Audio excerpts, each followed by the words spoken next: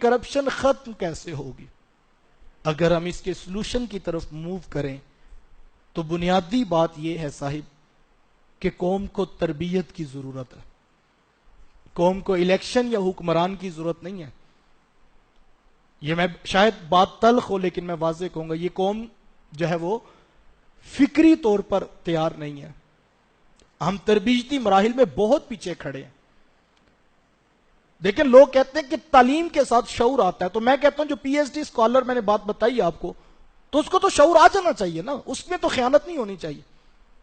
لیکن تربیت کے ساتھ شعور آتا ہے. قوم فکری طور پر بہت کمزور ہو چکی.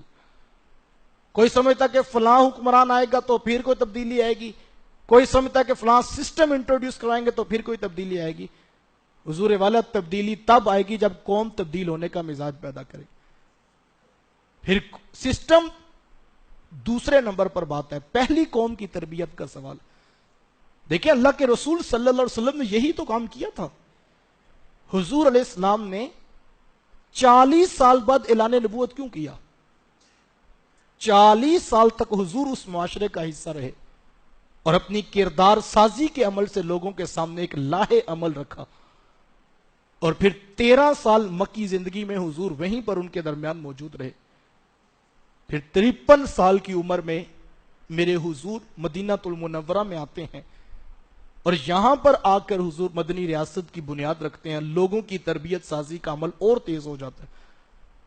تو پھر کیسا خوبصورت جو ہے وہ معاشرہ مرتب ہوتا ہے کہ حضور علیہ السلام فجر کی نماز پڑھ کر تشریف فرما ہیں کہ حضرت ابو دردہ رضی اللہ تعالی عنہ جلدی جلدی اٹھ کے گھر چلے جاتے ہیں.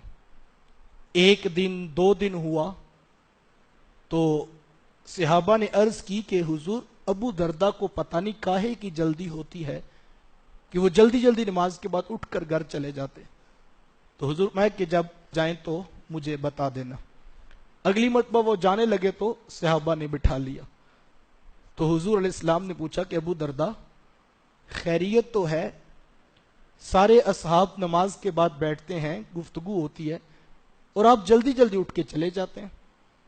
تو سنیے جواب حضرت ابو دردہ رضی اللہ تعالی عنہ کا. حضرت ابو دردہ رضی اللہ تعالی عنہ عرض کرتے ہیں کہ حضور یقیناً آپ کی صحبت چھوڑ کے جانا آسان کام تو نہیں ہے نا، لیکن حضور میں اس لیے اٹھ کے چلا جاتا ہوں کہ میرے ہمسائے میں ایک کھجور کا درخت لگا ہے اور اس کا جھکاؤ میرے ویڑے کی طرف ہے. اور آپ جانتے ہیں کہ آج کل کھجوروں کے پکنے کا موسم ہے اور صبح کے وقت ٹھنڈی ہوائیں بھی مدینے کو سلامیاں پیش کرنے آتی ہیں. تو حضور جو پکی ہوئی کھجوریں ہیں وہ میرے ویڑے میں گر جاتی ہیں.